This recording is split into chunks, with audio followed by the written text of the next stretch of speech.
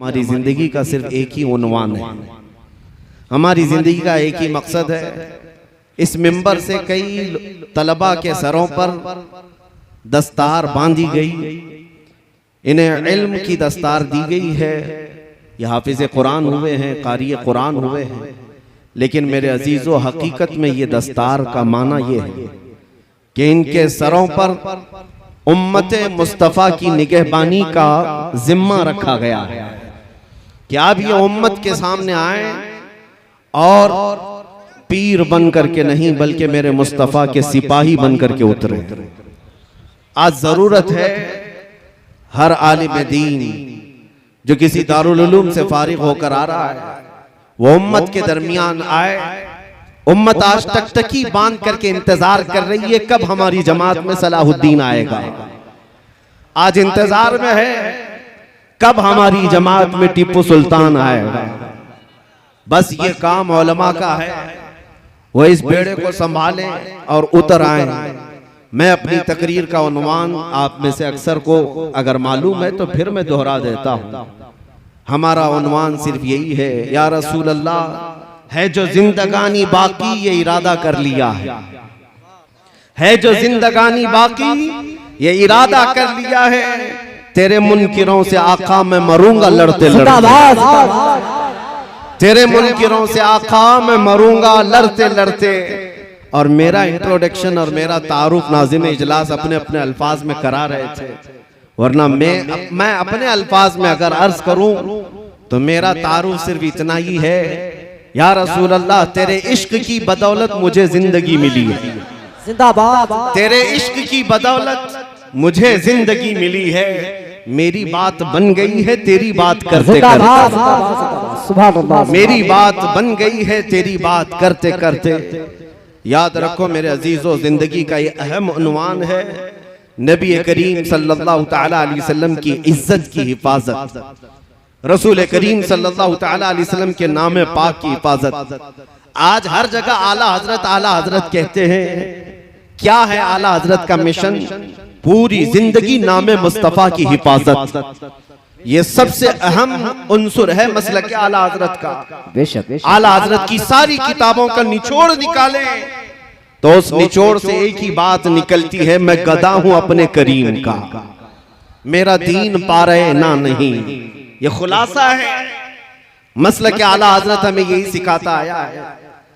अजीजान गिरामी वक़ार, मैं आज ही किसी साहब के मुतालिक ये सुन रहा था, उन्होंने मुझसे कहा कोई पाकिस्तानी जोकर मौलवी है, कह रहा था कि ये इन लोगों के पीछे नमाज नहीं पढ़ना जो बरेलवी लोग हैं, ये रसूलुल्लाह को मुश्किल कुशा मानते हैं, लिहाजा ये शिर्क करते हैं, ये शिर्क करते हैं, इस वजह से इनके पीछे नमाज नहीं।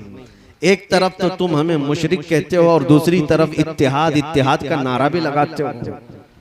फिर अगर हम तुम्हारे पीछे नमाज ना पढ़ें तो तुम्हें दर्द क्यों होता है, तकलीफ क्यों होती है? लेकिन ये जुमला मुझे बड़ा सख्त लगा कि नबी पाक सल्लल्लाहु तआला अलैहि वसल्लम को अगर आज कोई मुश्किल कुशा समझे, अपनी मुश्किलों का हल करने वाला आका समझे, तो ये साहब हमें मुशरिक करार देते हैं।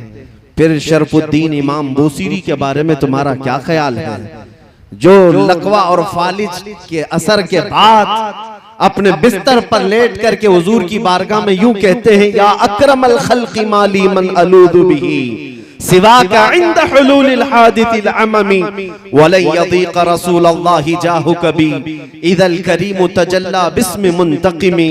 मैं असलाफ का अकीदा बता रहा हूं सुन्नियों। शरफुद्दीन इमाम बूसीरी मिस्र के रहने वाले, अस्कंदरिया में आज भी उनका मज़ार पाक है। आज से तकरीबन 7 सदियों पहले की एक बुजुर्ग शख्सियत का जिक्र है। उनके जिस्म पर जब फालिज का असर हो गया, पैरालाइज, जानते हैं फालिज का असर जब हो जाए तो इंसान चलने फिरने से भी आजिज हो जाए, उठ फिर नहीं सकता। इलाज बहुत कराया हकीमों से, शिफाया भी नहीं मिली। फिर आखिर में शरफुद्दीन बूसीरी ने कसीदा लिखना शुरू किया, मौला या सल्ली व सल्लिम दाइमन अबदा। ये कसीदा आज पूरी दुनिया में मशहूर है। इसके दो शेर आज भी हुजूर की जालियों के दरवाजे पर भी लिखे हुए मौजूद हैं। हुवल हबीबुल्लज़ी तुरजा शफ़ाअतुहु लिकुल्लि हौलिन मिनल अहवालि मुक़्तहिमी। 170 अशआर लिखे रोते रोते, और उसके बाद जब नींद लग गई, आंखें बंद हुई, तो रात अजीम रात थी कि सरवरे कायनात ख्वाब में तशरीफ लाते हैं। ताजदारे मदीना सल्लल्लाहु तआला अलैहि वसल्लम तशरीफ लाते हैं और पूछते हैं, शरफुद्दीन तुझे क्या हुआ? रोते हुए ख्वाब में अर्ज किया कि आका मुझे फालिज का असर हुआ, अब चलने फिरने से आजिज हो गया हूँ, बिस्तर पर रहता हूँ और लोगों ने भी साथ छोड़ दिया है। नबी करीम सल्लल्लाहु तआला अलैहि वसल्लम ने इरशाद फरमाया, शरफुद्दीन बूसीरी तूने जो कसीदा हमारी शान में लिखा वो हमें भी तो सुनाओ। उन्होंने अपना कसीदा लिखा था, लेकिन जो पहला शेर है, पहला मिसरा, उसका एक ही मिसरा उनसे बन पाया था, दूसरा मिसरा नहीं बना था। मौला या सल्ली व सल्लिम दाइमन अबदा, बस इतना ही मिसरा बना था, दूसरा नहीं था। वो ख्वाब में मेरे आका को सुनाते रहे, मौला या सल्ली व सल्लिम दाइमन अबदा। रुक जाते, नबी पाक ने इरशाद फरमाया, बूसीरी इसका अगला मिसरा मेरी जानिब से है, अला हबीबी का खैरिल खल्क़ि कुल्लिहिम। और उसके बाद उनके जिस्म पर अपना हाथ फेरा और रात को अपनी एक चादर उठाकर शरफुद्दीन बूसीरी को अता किया। ख्वाब की बात है, ख्वाब की बात है। और नबी करीम सल्लल्लाहु तआला अलैहि वसल्लम की वफात के 700 साल बाद का वाकया है। हुजूर के पर्दा फरमाने के 700 साल बाद का वाकया है। शरफुद्दीन बूसीरी कहते हैं, सुबह जब मेरी आंख खुली, पूरे घर में एक अजीब सी खुशबू महक रही थी, और जब मैं उठने की कोशिश किया तो देखा न मेरे हाथ में फालिज है, न पैर में फालिज है, जिस्म सही सलामत है। ख्वाब की बात ख्वाब होती है, लेकिन शरफुद्दीन बूसीरी कहते हैं, मेरा जिस्म भी सलामत था, और फिर मैं गौर से देखता हूं तो मेरे बिस्तर पर रात को अता की हुई मेरे मुस्तफा की चादर भी मौजूद थी। 700 साल बाद वो नबी मुश्किल कुशाई करते हैं। यही बुजुर्गों का अकीदा लेकर के बरेली के इमाम ने हमें अकीदा दिया था, उनके अपने पेट से लाया हुआ अकीदा नहीं है।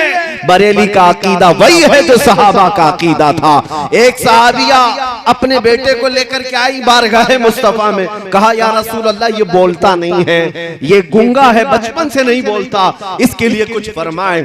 8 साल का हो गया, बोलने की ताकत नहीं है, अब दवा क्या की जाए?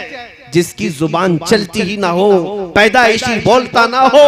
नबी पाक के पास जब वो खातून आई, मेरे अजीजों आज उन लोगों से पूछो वो खातून क्यों रसूलुल्लाह के पास गई? अरे जुबान देना तो अल्लाह का काम है, कुव्वते गोयाई अल्लाह बख्शता है। सहाबिया तो मुस्तफा के दरबार में आई है, ये अकीदा देने के लिए, देता अल्लाह ही है, दरवाजा मुस्तफा का होता है। क्योंकि मेरे आका ने फरमाया है, इन्नमा अना कासिमुन वल्लाहु युअती, अल्लाह देता है और मैं तकसीम करता हूँ। वो सहाबिया करीब आई हुजूर पाक सल्लल्लाहु अलैहि वसल्लम के पास अपना बेटा लेकर के। हुजूर ने क्या इलाज फरमाया? नबी करीम सल्लल्लाहु तआला अलैहि वसल्लम ने क्या इलाज फरमाया?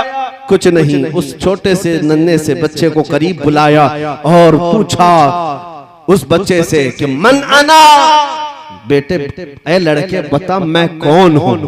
वो जो पैदाइशी गूंगा था वो बच्चा बोल पड़ा, अशहदु अन्नका मुहम्मद रसूलुल्लाह, मैं गवाही देता हूं कि आप मोहम्मद सल्लल्लाहु अलैहि वसल्लम अल्लाह के रसूल हैं। इसी अकीदे को हमारे इमाम ने फरमाया था, कौन देता है देने को मुंह चाहिए, देने वाला है सच्चा हमारा नबी। और बरेली का अकीदा यही है जिसको हम आशिकाने रसूल फॉलो करते हैं। शाफियो नाफी हो तुम, वाफियो काफी हो तुम, दर्द को कर दो दवा, तुम पे करोड़ों दुरूद। या रसूल अल्लाह बेहुनरो बेतमीज किसको हुए हैं अजीज, एक तुम्हारे सिवा, तुम पे करोड़ों दुरूद। गर्चे है बेहद कसूर, तुम हो अफू गफूर, बख्श दो जुर्मो खता, तुम पे करोड़ों दुरूद। खल्क के हाकिम हो तुम, रिज्क के कासिम हो तुम, जो मिला तुमसे मिला, तुम पे करोड़ों दुरूद। अजीज़ान गिरामी वक़ार, आज बात मैं यहां से शुरू कर चुका हूं और आपको ये बताना चाहता हूं कि हमारी जिंदगी का अहम उन्वान है नाम मुस्तफा की इज्जत की हिफाजत। इकबाल ने कहा आबरूए मां जनाम मुस्तफा, हम सबकी इज्जत और आबरू मुस्तफा के नाम से वाबस्ता है। हर चे दरी दुनिया बादे मुस्तफा, जो कुछ भी इस दुनिया में है वो मेरे मुस्तफा के बाद है। चाहे वो हमारी माँ हो, हमारा बाप हो, हमारा उस्ताद, हमारा पीर, दुनिया का कोई रिश्ता हो, जो भी होगा वो मेरे मुस्तफा के बाद है। इस अकीदे के साथ आज हमें जीना है। और शायद आज लोगों में इसी बात को लेकर के कुछ कमजोरियां आई हैं। आज जो दुनिया में हमारी आजमाइशों का दौर चल रहा है, खुसूसियत के साथ हमारे इस मुल्क में देखना, हमारे हजारों मसाइल हैं, लेकिन सबसे ज्यादा छेड़खानी जिस मसले से होती है वो नामूसे रिसालत का मसला है, मेरे मुस्तफा की इज्जत का मसला है।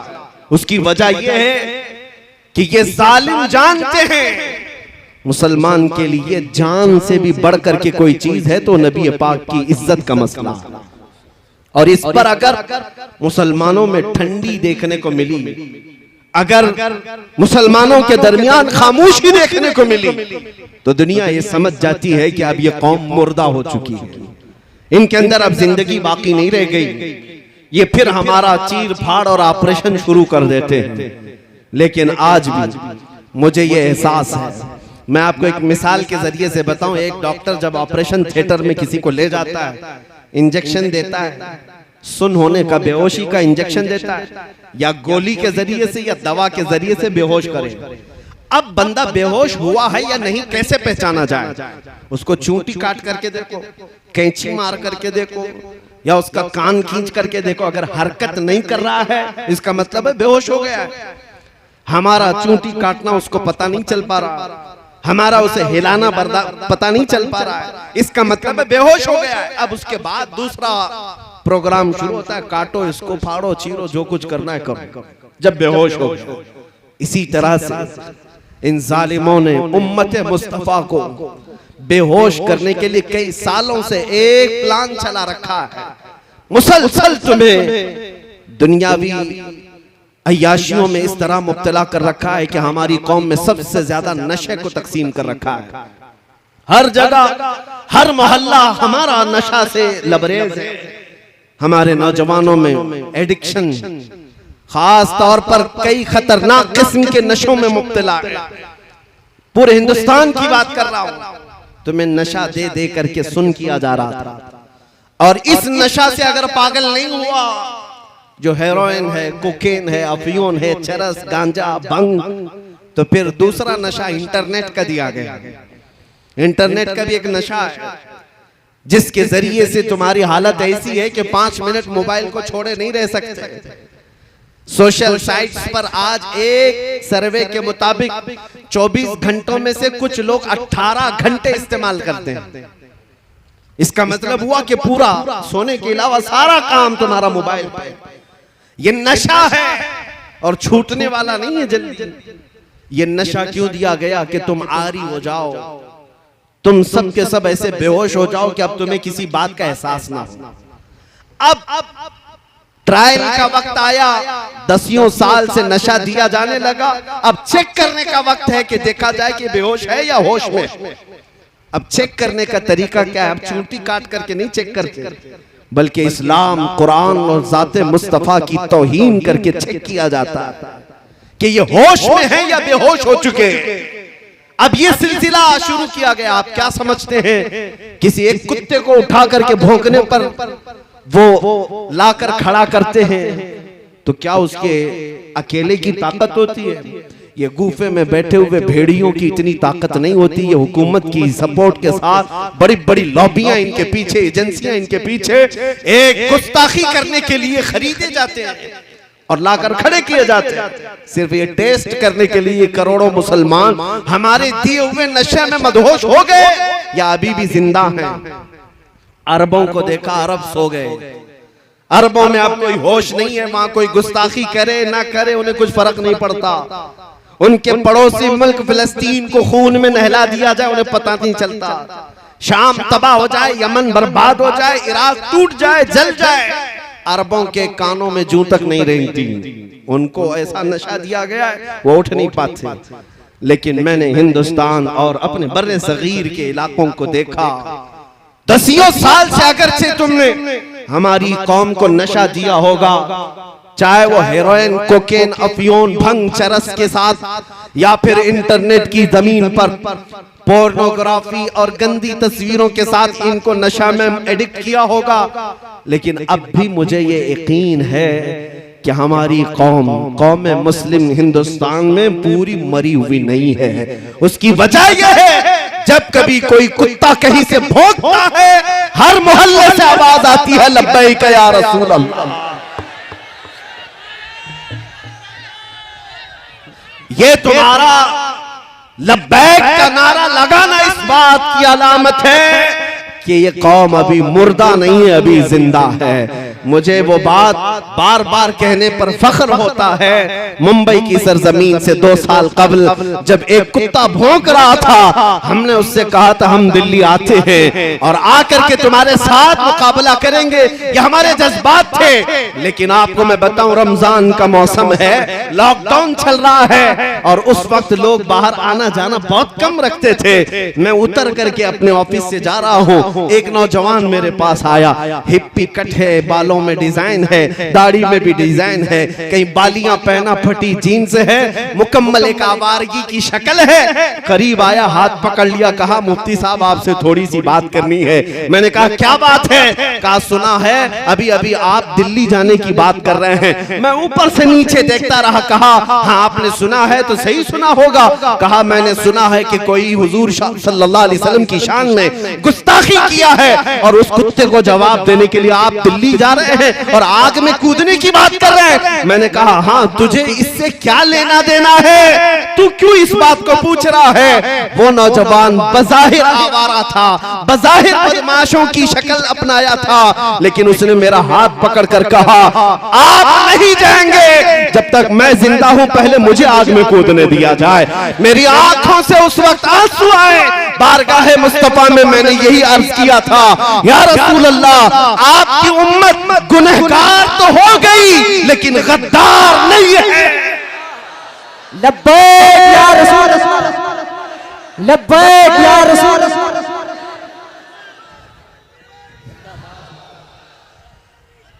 या रसूल, लब्बैक।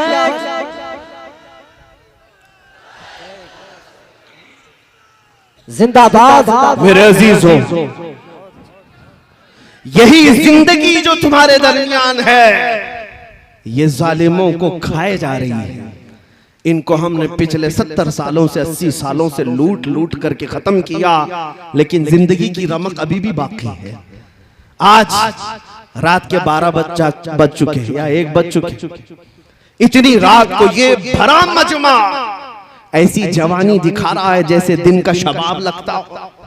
क्यों? ये किसी नेता का जलसा नहीं है, ये 100-200 रुपये के लिए जमा किया हुआ वोटों का मजमा नहीं है।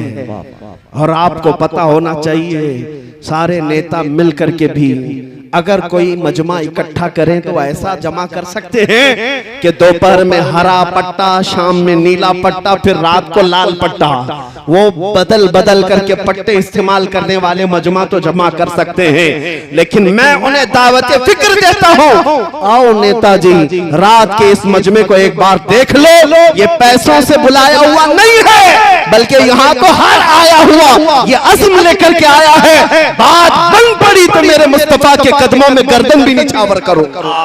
जिंदाबाद। हर बंदा ये अज़्म लेकर के आता है, जब जरूरत आ पड़े मेरे आका की इज्जत पर, मैं अपनी गर्दन लेकर के हाजिर हूँ। इस मजमे में आपके अंदर ये जज्बा है या नहीं? सुन्नी हर एक ये जज्बा रखता है, और यही जिंदगी जो तुम्हारे दरमियान है ये गैरों को खाए जा रही है। आपने कभी महसूस किया, ये सुप्रीम कोर्ट के रिटायर्ड जजों की सर्वे रिपोर्ट है, Shri Krishna report, Sachar committee report, कई रिपोर्टें हैं जो मुसलमानों के हालात ज़ार पर बनी हुई। हिंदुस्तान में मुसलमानों के हालात क्या है? तवज्जो, रिपोर्टों में ये कहा गया है कि ये कौम इतनी बैकवर्ड हो गई है, दलित समाज से भी नीचे की जिंदगी गुजार रही है। इनके अंदर एजुकेशन 2.5% रह गया है, यानी 100 में से सिर्फ 2.5 लोग पढ़े लिखे हैं। ये सब रिपोर्ट इनकी है, पढ़े लिखे नहीं है, इनके अंदर सियासत का शऊर नहीं है, कहीं पर भी चले जाते हैं। रिपोर्ट में ये भी है गरीबी की सतह से नीचे की जिंदगी गुजार रहे हैं। रिपोर्ट में ये भी है कि सबसे ज्यादा कम जॉब में यही लोग हैं, डिपार्टमेंट में ओहदे में इनका कोई नुमाइंदा ज्यादा नहीं है, इनकी क़यादत भी नहीं है कि किसी एक पर मुत्तफिक होते हैं। सारी रिपोर्टें मौजूद हैं, हमने भी देखा, सर्वे को देखा। ये कौम इतनी कमजोर है, 14% है और टूटी बिखरी हुई है। एजुकेशन की कमी है, सियासत की कमी है, इक्तिदार में नहीं है, ओहदों में नहीं है, क़यादत मफकूद है। फिर दूसरी बात ये हमें फिक्र में लाती है, जब इतनी टूटी फूटी जमात है तो फिर आज हर इलेक्शन का मुद्दा मुसलमान ही क्यों बनता है और सारे टीवी चैनल हम पर ही भोंकते क्यों? ऐसे चैनल हैं उनकी दुकान हमारा नाम लिए बगैर चलती नहीं। हाँ, सुबह से शाम तक कोई भी न्यूज चैनल हो, अजान, दाढ़ी, टोपी, बुर्का, मस्जिद, मीनार, सारा न्यूज इसी में भरा हुआ है। क्यों? अरे हिंदुस्तान में और भी कौमें जीती हैं, यहाँ सिख भी हैं, ईसाई भी हैं, पारसी भी हैं, जैन भी हैं, लेकिन हर शो में हम ही हम हैं। क्यों? कुछ बात तो है कि मिटती नहीं हस्ती हमारी। जिंदाबाद। इकबाल ने कहा है कुछ बात तो है कि मिटती नहीं हस्ती हमारी, सदियों रहा है दुश्मन दौरे ज़मां हमारा, तौहीद की अमानत सीनों में है हमारे, आसान नहीं मिटाना नामो निशा हमारा। यूनानो, मिस्र, रोमा सब मिट गए जहां से, बाकी मगर है अब तक नामो निशा हमारा। क्यों? किस वजह से हम सारे डिबेट का मुद्दा बनते हैं? सारी जगह पर हॉट टॉपिक कौन है? अरे जिनके पास पूरी मेजोरिटी है उनको भी जीतने के लिए हमारा नाम लेना पड़ता है। हमारा नाम कौम में अगर लोगों के अंदर जज्बात भड़काना है तो यहाँ पर लड़ाने के लिए भी हमारा ही नाम लिया जाता है। मेरे अजीजों, मैं ये सियासी बातें नहीं कर रहा हूँ, ये मैं तुम्हें एहसास दिला रहा हूँ।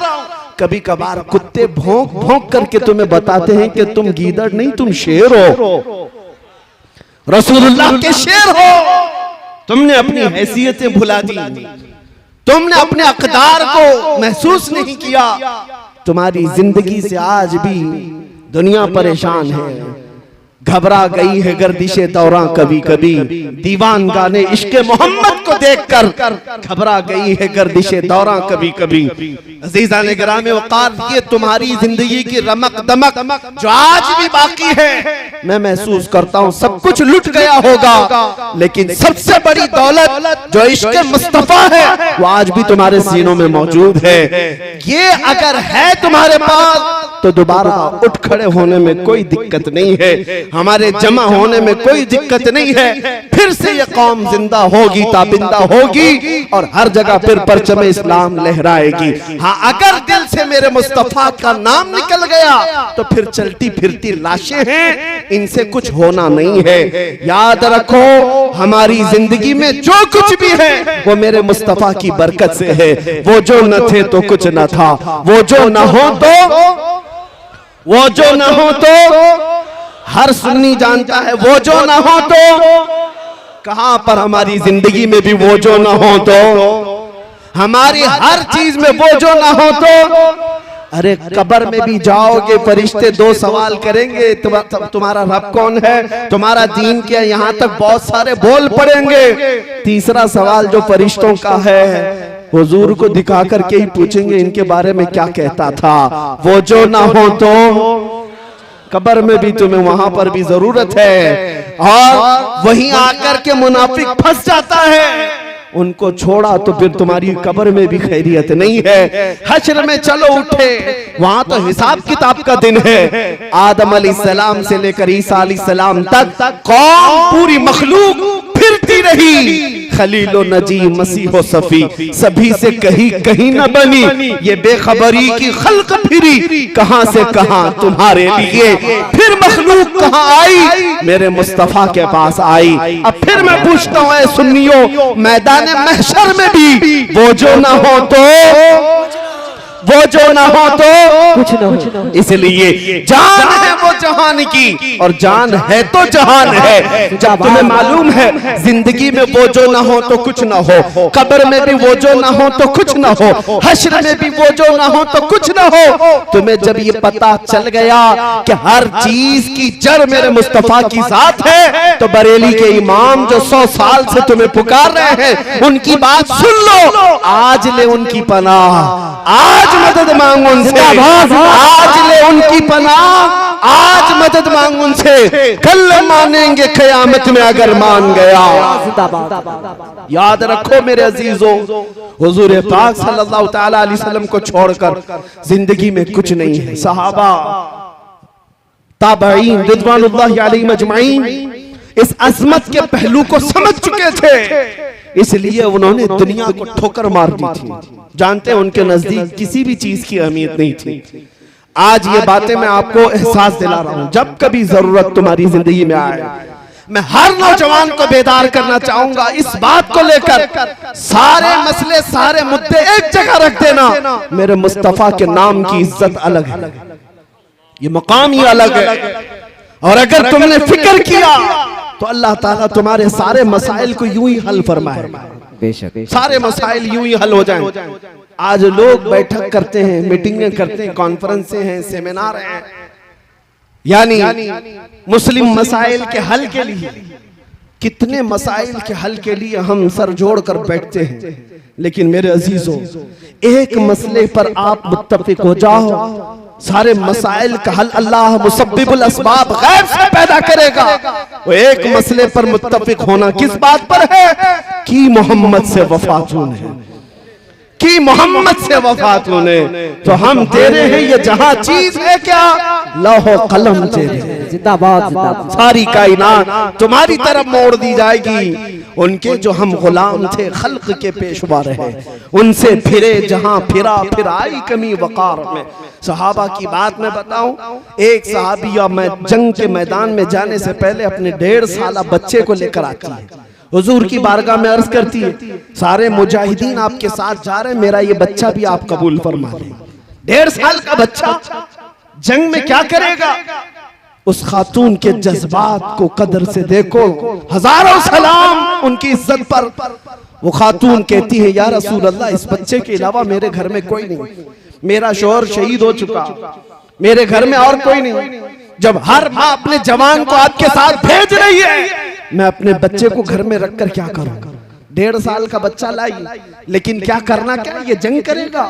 खातून कहती है, मैं जानती हूँ ये तीर और तलवार तो नहीं चला सकता, लेकिन आप अपने मुजाहिदीन सहाबा के हाथों में दे दे इसे, जब दुश्मनों की तरफ से तीर चलेंगे मेरा बच्चा ढाल के काम तो आ सकता है,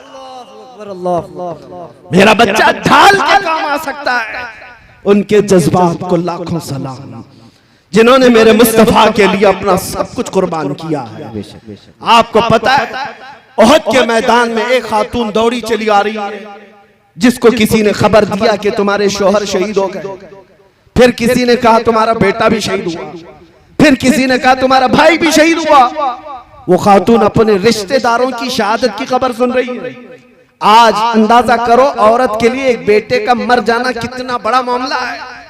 पूरा घर आसमान सर उठा लेती है, उसका रोना धोना आप देखते होंगे। एक जवान बेटा किसी का चला जाए, ये बोलना आसान है, प्रैक्टिकल बहुत मुश्किल है।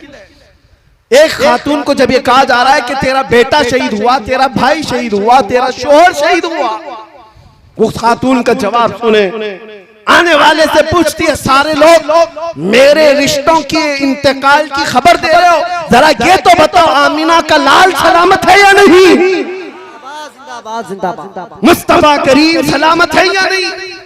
आने वाले ने कहा, ऐ खातून, अल्लाह के रसूल सलामत है। वो खातून अपना आंचल निकालती और कहती है, कुल्लु मुसीबतिन बादक जुललुन या रसूल अल्लाह, ऐ अल्लाह के रसूल, अगर आप सलामत हैं तो हर मुसीबत आसान है, हर मुसीबत छोटी है।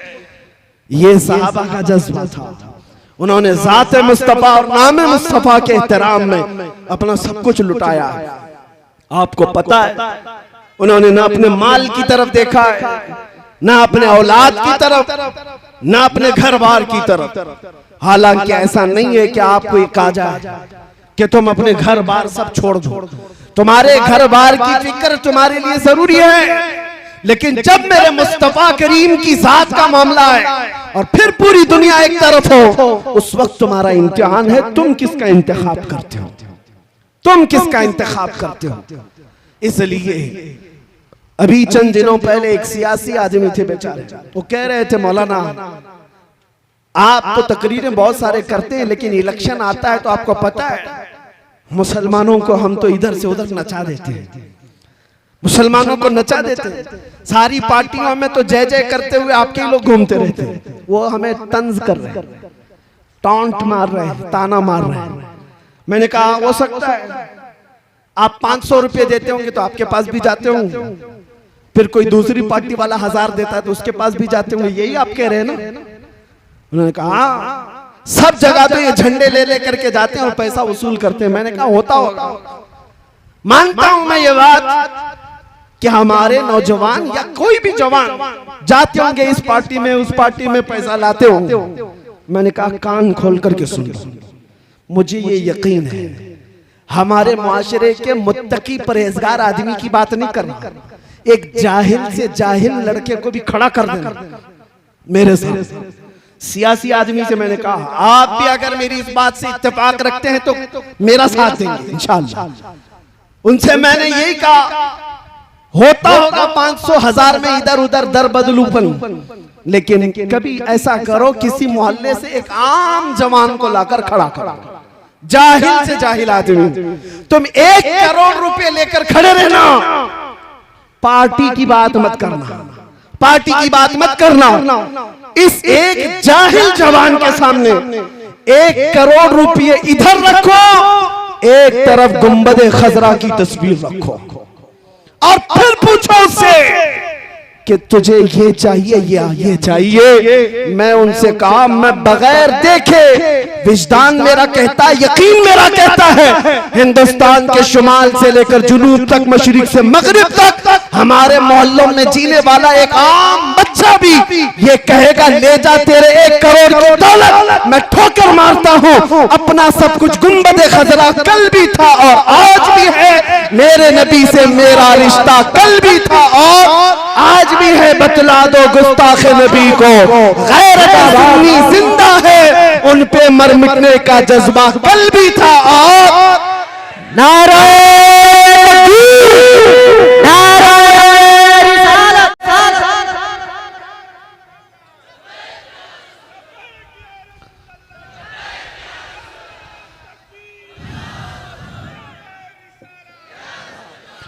बस मेरे अजीजों के जज्बा जिंदा रखो।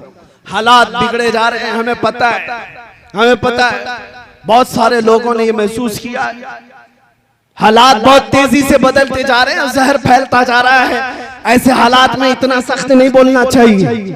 बहुत सारे लोग मुझसे कहते हैं, मैं उनसे अर्ज करता हूं बड़े अदब के साथ, आपके मशवरे सर आंखों पर, लेकिन अब भी ना बोले तो फिर कब बोलेंगे, अब भी ना बोले तो कब बोले, जब उम्मत मुस्तफा पर हालात ऐसे आ गए हो कि बोलना भी आज मौत की सजा के जुर्म के बराबर है। आज के हालात में मेरे अजीजों अफजल जिहाद है, इन अफजल जिहादी कलिमत हक़्क़िन इंद सुल्तानिल जाइर, जालिम बादशाह की मौजूदगी में हक बात का ऐलान करना सबसे अफजल जिहाद। आप तमामी हजरात से मैं इतना कहूंगा, हालात से घबरा कर, खौफजदा होकर, डर कर जीने की जरूरत नहीं। तुम्हारा दीन सच्चा है, तुम्हारा नबी सच्चा है, कुरान किताब अल्लाह की सच्ची है, तुम्हारा खुदा सच्चा है। जब खुदा सच्चा, दीन सच्चा, रसूल सच्चा, किताब सच्ची, तो सर झुकाकर नहीं सर उठाकर जीना है। डरे वो कौम जो चोर हो, डरे वो जो मुजरिम हो। अज़ीज़ान किराम वक़ार, ज्यादा से ज्यादा आज के हालात नहीं, हर जमाने में उम्मत मुस्तफ़ा के साथ ऐसी हालात रहे। सतीजा कार रहा है अजल से ताइमरोज, शरारे बू लहबी से चरागे मुस्तफ़ा, हर जमाने में ये हालात रहे। लोग ये कहते हैं हालात बुरे हैं, संभल करके रहना चाहिए। मुझे बताओ करबला के मैदान में कौन से अच्छे हालात थे, बद्र जब वाक़ हुई कौन से हालात थे। और फिर ये बात कि हम तादाद में कम हैं, माइनॉरिटी में, मियाँ हर जमाने में हम माइनॉरिटी में रहे। बद्र में 313 माइनॉरिटी में ही थे, ओहद में भी थे, खैबर में थे, खंदक में थे। सबसे बड़ी माइनॉरिटी जो कम तादाद की थी वो तो करबला के मैदान में थी। इसलिए मैं आपको बताता हूं, इन हालात से खौफजदा होने की जरूरत नहीं। दौर बदलेगा, वक्त आएगा, रात होने के बाद सुबह तो होना है, उजाला तो होगा। कुरान में मेरा मौला फरमाता है, ये कुफ्फार और मुशरिकीन अपने मुंह के फूंकों से अल्लाह के चिराग को बुझाना चाहते हैं, और अल्लाह अपने चिराग को मुकम्मल करके रहेगा। ये नूरे इस्लाम कायम रहेगा, किसी के बुझाने से नहीं बुझेगा। आप इस बात से खौफजदा ना हो। कोई लोमड़ी का बच्चा अगर गुफे में बैठकर ये कहता है इस्लाम का विनाश करना है, खत्म करना है, उससे तो हम मजाक में ये कहते हैं तू पहले अपने जिस्म की खुजली मिटा करके दिखा। इस्लाम बहुत बड़ी चीज है, अपने जिस्म की खुजली नहीं मिटाई जाती, इस्लाम को मिटाने की बात है। ये बातें आपके सामने इसलिए अर्ज कर रहा हूं, खौफजदा होने की जरूरत नहीं। जब ऐसे बातें लगे आला हजरत को पढ़ लो। इमाम अहले सुन्नत फाजिल बरेलवी फरमाते हैं, खौफ ना रख रज़ा जरा, तू तो है अब्द मुस्तफा, तेरे लिए अमान है, तेरे लिए अमान है। हुजूर ताजुश शरिया बदरुत तरीका फरमाते हैं, मुझे क्या फिक्र हो अख्तर, मेरे यावर है वो यावर, बलाओं को जो मेरी खुद गिरफ्तार बला कर। इसलिए आज के हालात के मुताबिक सिर्फ इतना ही कहूंगा, कुछ देर की खामोशी है, फिर शोर आएगा। कुछ देर की खामोशी है। इमाम मेहदी को आना है या नहीं है? इस्लाम के इस आगोश में पलने वाला हर बच्चा जानता है, मेरे आका का फरमान है, एक जमाना आएगा जब इमाम मेहदी का ज़हूर होगा और हर घर से फिर परचम इस्लाम लहराएगा। ईसा अलैहिस्सलाम को आना है या नहीं? या सबका अकीदा है मेरे अजीजों, आना है, अभी वो दिन आने हैं। इसीलिए मैं कहता हूं, कुछ देर की खामोशी है, फिर शोर आएगा। आज कुत्तों का वक्त है, कल हमारा दौर आएगा। इंशाअल्लाह अज़ीज़, इंशाअल्लाह। हम आजमाइश के दौर में चल रहे हैं। आज सिर्फ तुम्हारी जिम्मेदारी इतनी है, इतनी जिम्मेदारी है कि इस बात पर जमे रहो, जो जान मांगे तो जान दे दे, जो माल मांगो तो माल दे दे, मगर ये हमसे कभी ना होगा नबी का जाहो जलाल देते। हर जवान को ये चाहिए, मेरे मुस्तफा के नाम की असमत के लिए मर मिटने को तैयार रहे। एक सवाल मैं करता हूं, ए जवानों, ए घोसी के गयूर जवानों, आप बताओ, जब नबी पाक की इज्जत की बात आए, पूरे जात की नहीं, उनके कदम पाक की भी बात आए, क्या आप अपनी गर्दनें लेकर हाजिर हो सकते हैं? इंशाअल्लाह। अब सुनो, अब सुनो, तुम्हारे अंदर ये जज्बा है, जान देने का जज्बा है। मैं अब आपसे ये सवाल करता हूं, जान जब दे सकते हो मेरे नबी के लिए, तो कुछ गुनाह क्यों नहीं छोड़ सकते अपने आका के? कुछ गुनाह क्यों नहीं छोड़ सकते? गाने बाजे छोड़ देंगे अपने नबी के लिए, बेहयाई छोड़ देंगे अपने मुस्तफा के लिए, बदतमीजियां, बदकारियां, अय्याशियां छोड़ देंगे अपने नबी के लिए। ये अहद करके उठो आज के इस जलसे के बाद, अब जिएंगे तो मेरे मुस्तफा के तरीके पर जिएंगे। जिंदगी ये नहीं किसी की किसी के लिए, जिंदगी है नबी की नबी के लिए। ना समझ मरते हैं जिंदगी के लिए, अरे जीना मरना है सब कुछ नबी। किसके लिए? जीना मरना है सब कुछ नबी के। आला हजरत ने भी हमें ये दर्स दिया है, दहन में जुबान तुम्हारे लिए, बदन में है जान तुम्हारे लिए। या रसूल अल्लाह, हम आए यहाँ और उठे भी वहां तुम्हारे। किसके लिए? मेरे मुस्तफा के लिए। इसलिए जो आज टिकटॉक पर नाच रहे हैं उनसे भी मैं कहता हूं, किसके लिए जी रहे हो? मुजरे कर रहे हैं उनसे कहता हूं, किसके लिए जी रहे हो? फिल्मी एक्टरों को अपना आइडियल बना करके जहन्नम के रास्ते सुधार रहे हो, किसके लिए? तुम चार लोगों को खुश करने के लिए अपने चेहरे बदल रहे हो, चार लोगों को राजी करने के लिए अपने कपड़े बदल रहे हो। याद रखो, तुम नंगे भी हो जाओगे तब भी दुनिया को सेटिस्फाइड नहीं कर सकते। तुम चाहे बदल बदल करके जानवर बन जाओ, दुनिया तुमसे राजी नहीं होगी। फिर भी ये तुम में से तुमको कोई ना कोई ताना जरूर मारेगा, और जिसके लिए तुम बदलते रहे वो तो तुम्हारी कब्र तक भी आने को तैयार नहीं। मर जाने के बाद अजीज से अजीज दोस्त भी 3 बार मिट्टी डाल करके चला जाता है, थोड़ी देर के लिए तुम्हारे करीब बैठने को भी तैयार नहीं। लेकिन कुर्बान जाओ, हमारे कब्र की तख्तियां बंद होने के बाद उस अंधेरी कब्र में रोशनी लेकर कोई आता है तो आमिना का लाल है, ताजदार मदीना की जात है। तो फिर इसीलिए आला हजरत ने फरमाया, आज ले उनकी पनाह, आज मदद मांग उनसे, कल न मानेंगे कयामत में। अगर मान गया, जीने का सलीका बदल डालो, उसलूब बदल डालो, उठो वगरना हश्र ना होगा फिर कभी। दौड़ो के जमाना चाल अपनी चल गया, कुव्वत इश्क से हर पस्त को बाला कर दो, दहर में नामे मोहम्मद से उजाला कर दो। बस मेरी तकरीर का खुलासा, मेरी गुफ्तगू का हासिल कलाम और लुब्बे लुबाब यही है अजीजा ने गिरामी वक़ार के उलमा से करीब, अहले सुन्नत जमात से करीब, और इश्क़े रसूल की बुनियादों पर जीना सीख जाओ। हर बच्चा ये अज़्म करके उठेगा, मैं सो जाऊं या मुस्तफा कहते कहते, खुले आंख सल्ले अला कहते कहते। जिस दिन तुम्हारी सुबह व शाम इश्क़े मुस्तफा में डूब डूब के होने लग जाएं, फिर एक इनकलाब आएगा, इनकलाब आएगा। हर घर से फिर सदा आएगी, लब्बैक या रसूल अल्लाह, लब्बैक या रसूल अल्लाह, लब्बैक या रसूल अल्लाह।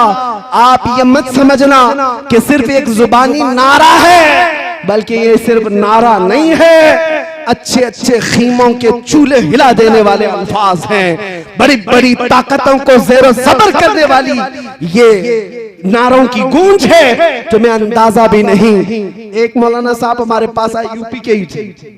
यूपी के मुतालिक हमें बार बार डराया जाता है, जब भी मैं मुंबई से यूपी के किसी जलसे में आता हूँ, सब हमसे कहते हैं यूपी जा रहे हैं, यूपी में बड़े हालात खराब हैं, यहाँ तो बिल्डोजर चलता है, यहाँ बड़े हालात खराब हैं। हम उनसे एक ही बात कहते हैं, सबसे ज्यादा क्या होगा, बिल्डोजर ही चलाएंगे, इससे ज्यादा क्या है, इससे ज्यादा कुछ नहीं। उन्हें अभी पता नहीं हम बिलाले हबशी के वारिसीन हैं, जिंदाबाद। उन्हें अभी पता नहीं खुबैब इब्ने अदी हमारे अकाबिर में से हैं, और उन्हें ये पता नहीं अंग्रेज इससे भी बड़े काम कर चुके। किफायत अली काफी रहमतुल्लाह ताला अलैह को गिरफ्तार करके उनके जिस्म पर स्त्री फेरा था, 7 दिन तक गरम स्त्री फेरते थे, और फिर जब चमड़ी जल जाती थी तो नमक छिड़कते थे। लेकिन उस आलिम रब्बानी ने हर तकलीफ गवारा कर ली, अंग्रेजों की बैत कबूल नहीं की, अंग्रेजों की हुकूमत की हिमायत नहीं की, यहाँ तक के फांसी के फंदे पर चढ़ाया गया किफायत अली काफी को। बिल्डोजर वाले सुनो, अभी भी उलमा हक मौजूद हैं, किफायत अली काफी के वारिसीन हैं।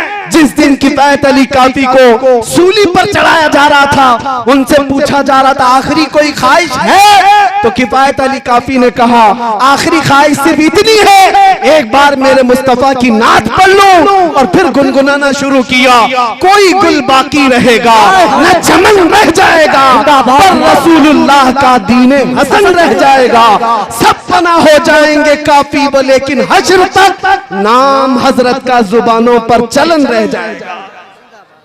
आपको पता है 3,000 अंग्रेजों ने मिलकर के किफायत अली काफी को मुरादाबाद में फांसी पर चढ़ा दिया था। 1857 गदर का मामला है, और अंग्रेज 8 दिन तक जश्न मनाते रहे कि हम एक आशिक रसूल को खत्म कर दिया। ये किफायत अली काफी बड़े आशिक रसूल, उनकी जुबान में अल्लाह ने बला की तासीर दी, लोगों के कान खड़े हो जाते जब वो बोलते, और अंग्रेजों को ये बात बड़ी दिक्कत थी, दुश्वार गुजार थी। फांसी पर चढ़ाया, खूब जश्न मनाया। इन जालिम कुत्तों को पता नहीं मेरे मौला का कानून क्या है, दस्तूर कुदरत क्या है। अरे ये एक आशिक रसूल किफायत अली काफी को मुरादाबाद में फांसी पर चढ़ा रहे हैं, और उसी के पड़ोस शहर बरेली में अल्लाह रब्बुल इज्जत इमाम अहमद रजा को पैदा कर। एक चिराग बुझाओगे मौला दूसरा ऐसा चिराग रोशन करेगा। फिर वो बरेली का इमाम खड़ा हुआ और अपने नौके कलम से ऐसा भरने लगा इश्क रसूल के चप्पे चप्पे से फिर आवाज आने लगी, डाल दी कल्ब में अजमत मुस्तफा सैयदी आला हजरत पे लाखों सलाम। उसने ऐसा इश्क भर दिया, जब दुनिया भौंक रही थी नबी को क्या कहना चाहिए, इतना कहना चाहिए, उतना कहना चाहिए, तब वो हमें अपने कलम से अकीदे भर भर कर दे रहा था। इतना कहना उतना कहना छोड़ दो, यूं कहो उस बारगाह में सरवर कहूं के मालिको मौला कहूं तुझे, बाग़े खलील का गुले ज़ैबा कहूं तुझे, तेरे तो वस्फ़े तनाही से है बड़ी, हैरान हूं मेरे शाह मैं क्या क्या कहूं तुझे। लेकिन रज़ा ने खत में सुखन इस पे कर दिया, खालिक का बंदा खल्क का आका कहूं तुझे। अज़ीज़ान गिरामी वक़ार, मेरे इन जुमलों के साथ मैं इस गुफ्तगू पर अपनी तकरीर खत्म करता हूं, लेकिन एक वादा लेकर जाता हूं। घोसी हो कि आस पड़ोस के आए हुए जवान हो, इस बात का अज़्म मुसम्मम लेकर के जाएं। हालात से दिल बर्दाश्ता होकर हम नाबे नबी पर सौदा नहीं करेंगे इंशाअल्लाह। इज्जत रसूल पर कभी सौदा नहीं करेंगे, नामूसे मुस्तफा पर कभी सौदा, कभी समझौता। याद रखो, आज तुम्हारा हर अमल देखा जाएगा। जो जा रहे हैं इधर उधर तूफानों में, उनकी तरफ मत देखना।